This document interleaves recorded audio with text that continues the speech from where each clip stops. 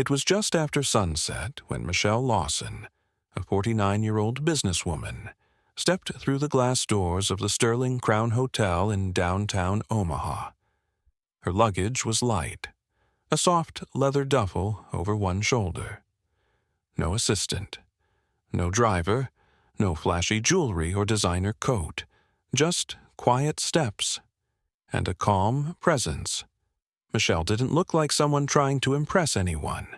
She was dressed neatly, black slacks, a simple cream blouse, and low-heeled shoes that made no sound on the polished floor. Her curly hair was pulled back in a bun. She didn't want a warm welcome or special attention. All she needed was a room, a quiet night, before tomorrow's big board meeting. She had decided to attend last minute. The lobby was buzzing gently, travelers wheeling bags, a couple asking for dinner suggestions, and soft jazz playing in the background.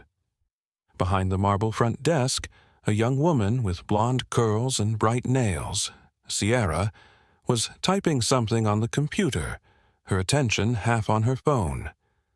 Michelle approached the desk with a friendly smile. "Good evening. I'm here to check in. Lawson, Michelle Lawson." Sierra tapped on her keyboard for a few seconds, then frowned. "I'm sorry, I don't see any reservation under that name." "That's okay," Michelle replied, still calm. "There should be a room held under the executive block. I always have one here." Sierra glanced again, then shook her head. "We're actually full tonight. Only pre-booked guests can stay. You'll need a reservation." Michelle paused, not surprised, but disappointed. "I understand," she said gently, "but I'm not just a guest. I own this hotel." Sierra blinked like she'd misheard, then gave a tight smile. "The kind you use when you think someone's joking. You own the Sterling Crown." Michelle nodded. Sierra's smirk widened just a bit as she reached for the desk phone. "I'm going to call the manager, okay?" Across the room, a few heads turned. A man sitting near the fireplace looked up from his newspaper. Another guest with a golf cap whispered to his wife. Michelle could feel it, the shift in the air. That feeling she'd known far too many times. That look people give when they think they've caught someone lying. Within a minute, a man appeared from a side hallway, holding a clipboard and wearing a crooked name tag. Trevor, assistant manager. He smiled a little too cheerfully. "Evening. Is there an issue with your reservation?" Sierra didn't lower her voice.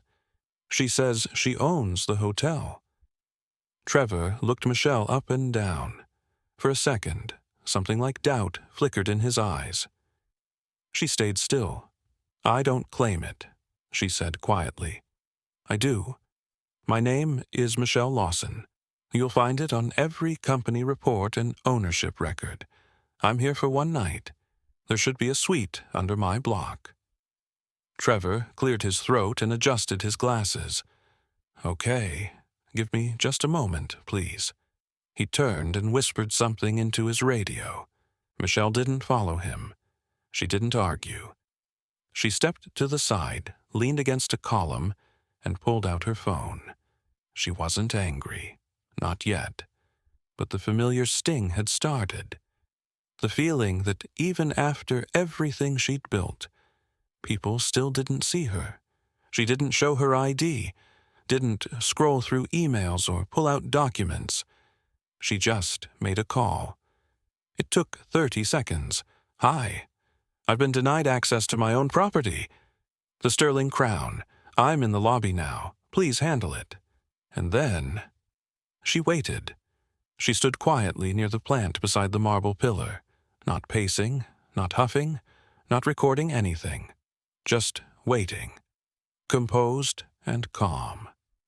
But underneath, a storm was beginning. This wasn't just about a room. It was about being seen. Michelle didn't need to raise her voice or flash her title.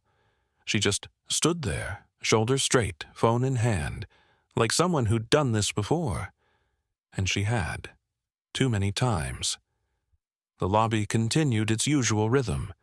Elevator dings, soft conversations, footsteps over tile. But around her, the tension was rising. Trevor reappeared after a few minutes, flanked by 2 hotel security guards. They weren't aggressive, but their presence was loud in its own way. One took position near the elevators. The other stood a few feet from Michelle, arms crossed, polite but firm. She didn't move, didn't even blink, but inside, her chest tightened. Not because she was afraid, but because once again she was being questioned, in a place she built with her own hands. Trevor cleared his throat and tried again. "Miss Lawson, I'm still checking, but we may need a bit more time to verify ownership records." Michelle interrupted him softly. "Take all the time you need. I'm not going anywhere." That simple line made the energy in the lobby shift again.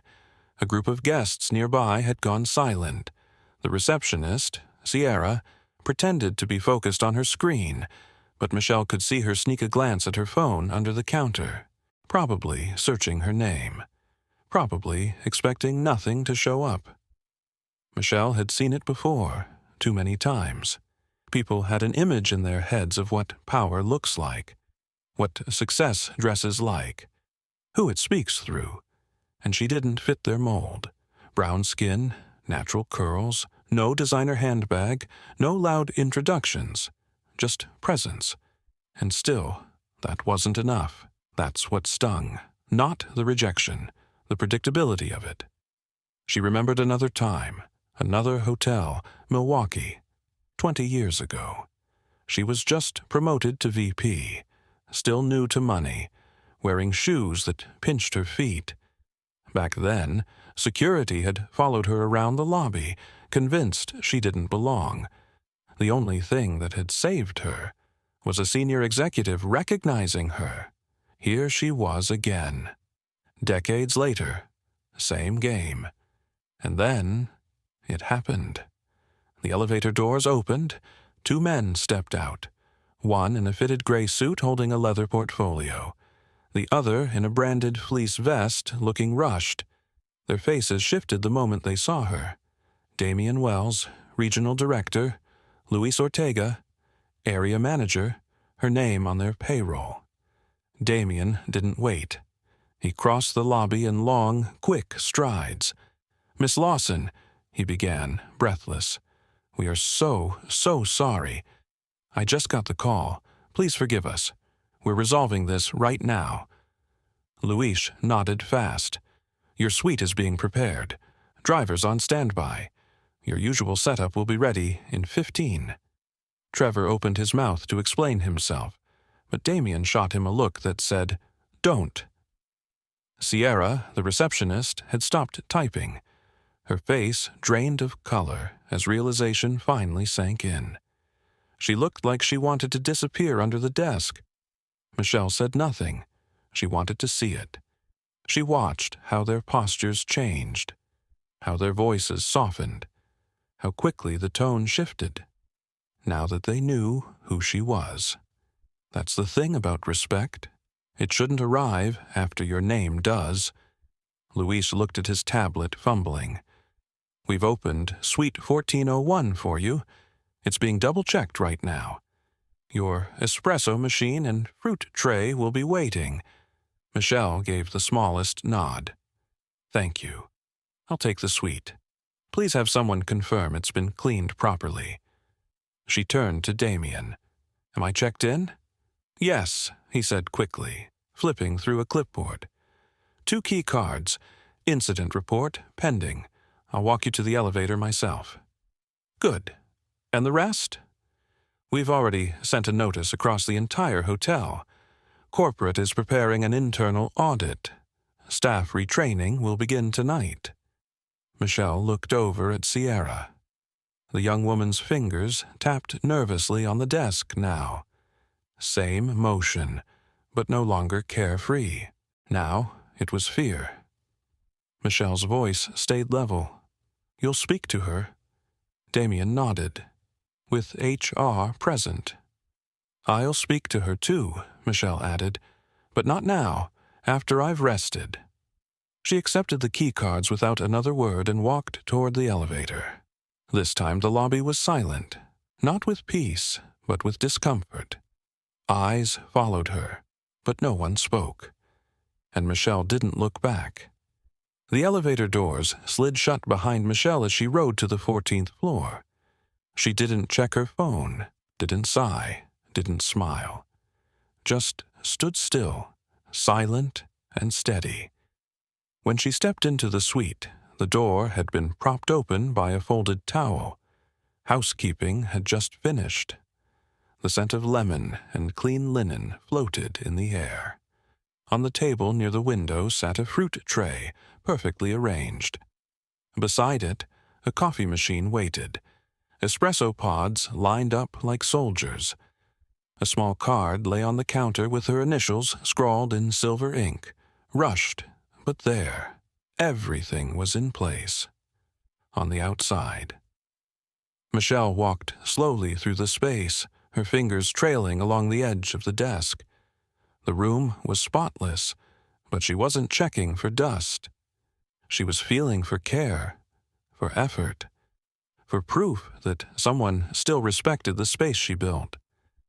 Because this wasn't just a luxury suite. It was part of her life's work. She remembered pitching this exact hotel 15 years ago, back when no one thought a woman like her could pull it off. The bank didn't hide their doubt. She was told she was too young, too inexperienced, and not what investors expected. They handed her a loan offer with horrible terms, practically daring her to succeed. And she did. Not just here, but across the country. 17 hotels, all with her name on the paperwork. And yet, here she was, still having to prove it. Her phone buzzed on the table. A message from her assistant. Everything in motion. Let me know if you want a press response drafted. Michelle stared at the screen for a moment, then locked it. She could have gone public with this, could have tweeted it and watched the internet explode, could have given an interview and let the media eat it up. But she wasn't interested in headlines tonight. This wasn't about going viral. It was about being seen, without having to shout. She sat on the edge of the bed and folded her hands in her lap. Outside, the city lights blinked across the glass. Traffic rolled by below. A train horn echoed faintly in the distance. But inside the suite, it was still, heavy, thoughtful. Then came a knock. Michelle opened the door. A young man from room service stood there holding a small tray. "Evening, Miss Lawson," he said gently. "Fresh espresso, and a note from the kitchen manager. There's also an offer to send up a massage therapist, free of charge." Michelle smiled slightly. "Thank you." She closed the door and placed the tray on the table.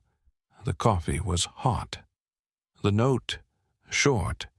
"We deeply regret the incident earlier. We hope this helps you unwind." She sat again, sipped the coffee, and stared at the skyline. She could feel a shift, not just in the hotel, but inside herself. Not anger, not pride, something quieter. She'd been through worse, faced bigger walls.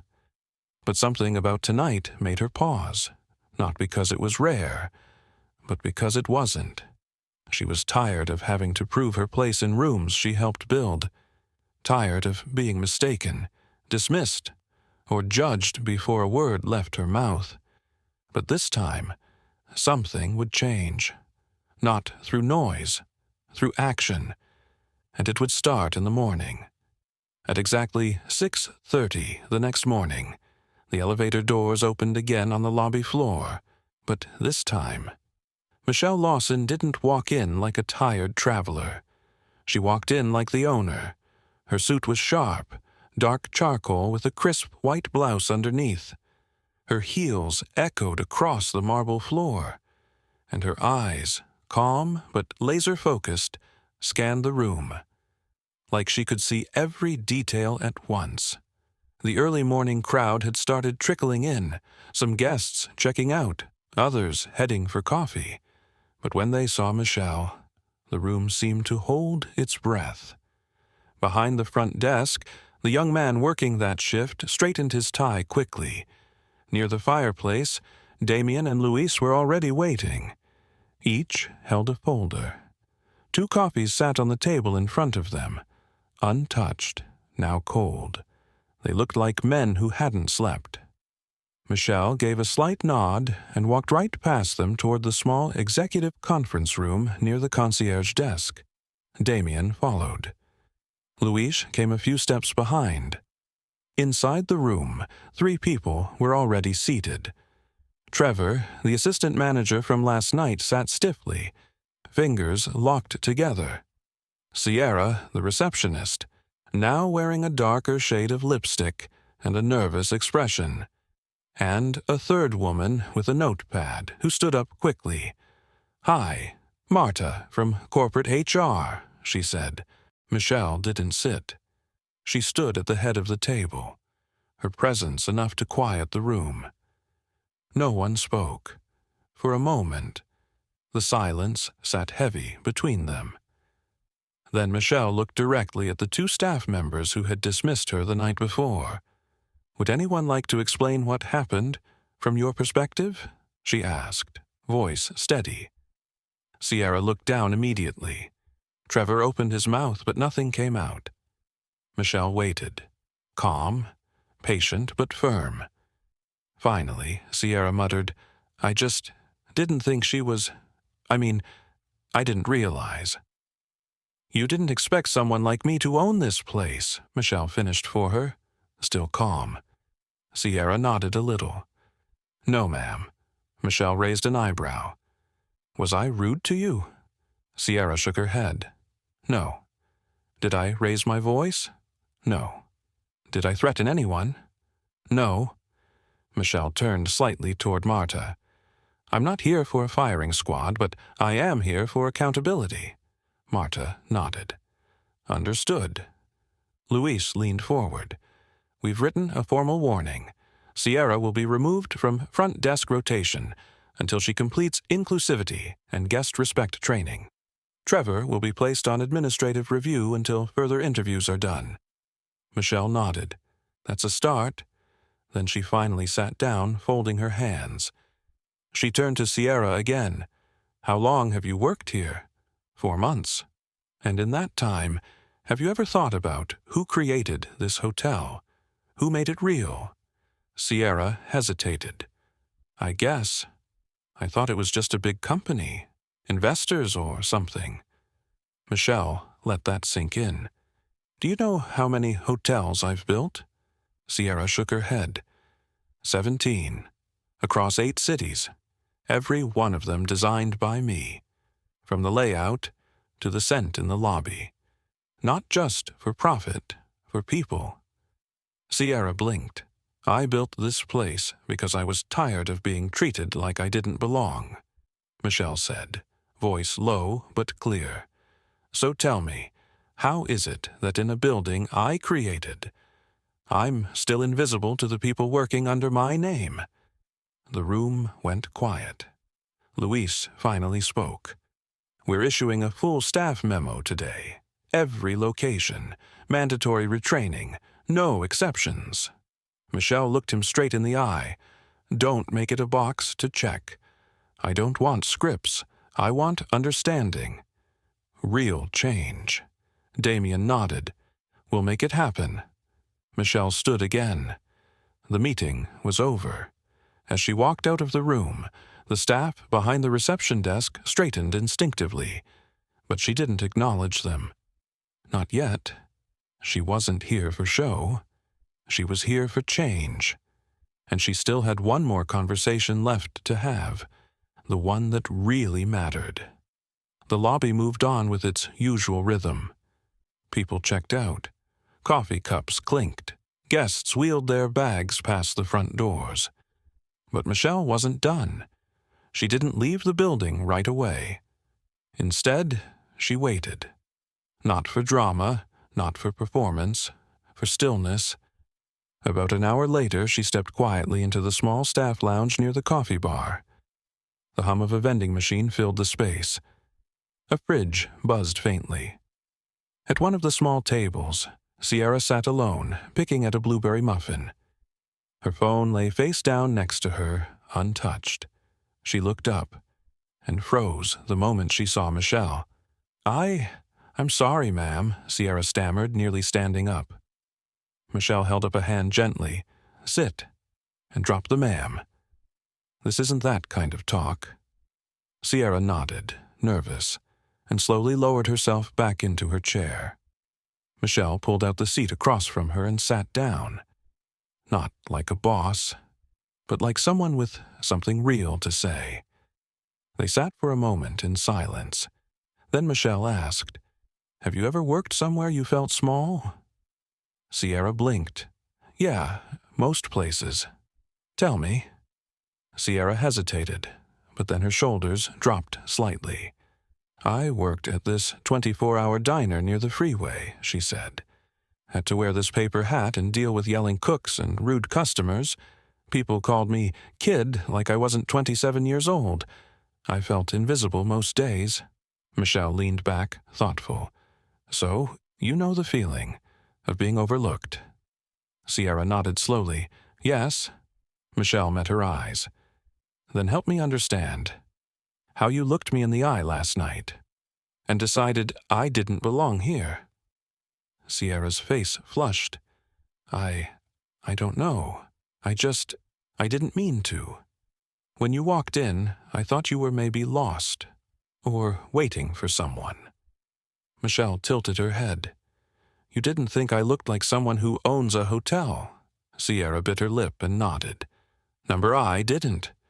And what does someone who owns a hotel look like?" Sierra didn't answer, because there wasn't one answer. Just a picture in her head that she hadn't even realized was there. Michelle didn't raise her voice. She didn't have to. "That picture," she said, "it doesn't just live in your mind. It shapes how you treat people. And you won't always realize it until it's too late." "I'm sorry," Sierra said softly. "Really, I know that's not enough, but I mean it." Michelle nodded. "I believe you." She sat back, letting the weight of the moment settle between them. "I didn't come here to punish you," she continued. "I came because I wanted you to see me, not just as a CEO, but as a person." Sierra looked confused. "But you really started at the bottom." Michelle smiled. "Receptionist. My first job was in St. Paul. My boss told me I sounded too educated for the phones and moved me to night audit." Sierra's eyes widened. "That's unreal." "It shouldn't be," Michelle said.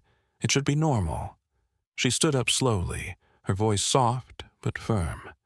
"I don't expect you to be perfect, but I need you to be aware. Every person who walks through that lobby, old, young, dressed up or not, they deserve respect, even when no one's watching.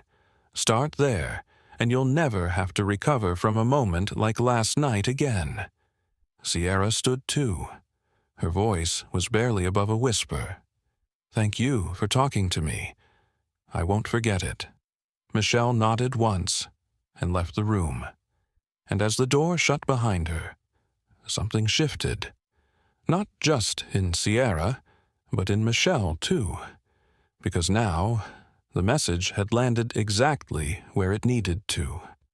By late morning, the lobby of the Sterling Crown had settled back into its usual flow, guests chatting, phones ringing, the faint sound of espresso machines at the cafe kiosk. But behind closed doors, change was already in motion. Michelle stood in the management office, flipping through a thick folder of employee evaluations and incident reports. Her posture was relaxed, but her focus was razor-sharp.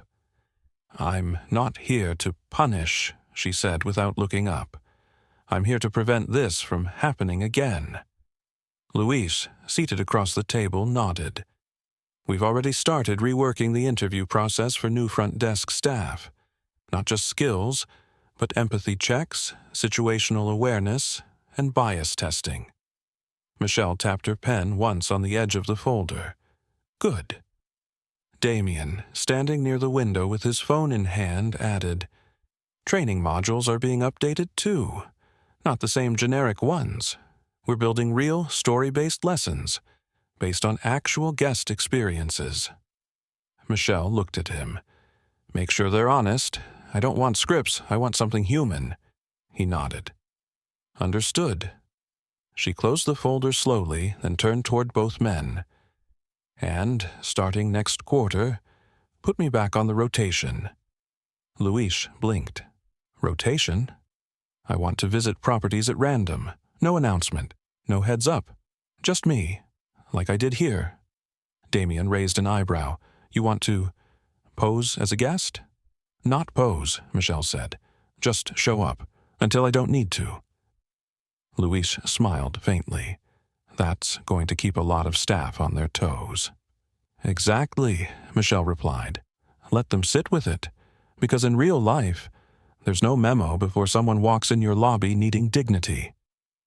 She slid the folder across the table and stood. Have the new training go live by Friday. Add in a reading component, actual first-person stories. Let staff hear what guests felt. Let them sit with that. Luis scribbled notes. Damien spoke into his phone. Michelle walked out of the office and back into the lobby. She paused near the front desk, where a new staff member had taken over. He looked up and immediately offered a warm, respectful smile. She returned the nod, then scanned the space. On the surface, everything looked the same. Clean floors, soft music, guests sipping coffee and browsing brochures. But something beneath the surface had shifted. She could feel it, tiny cracks forming in old habits.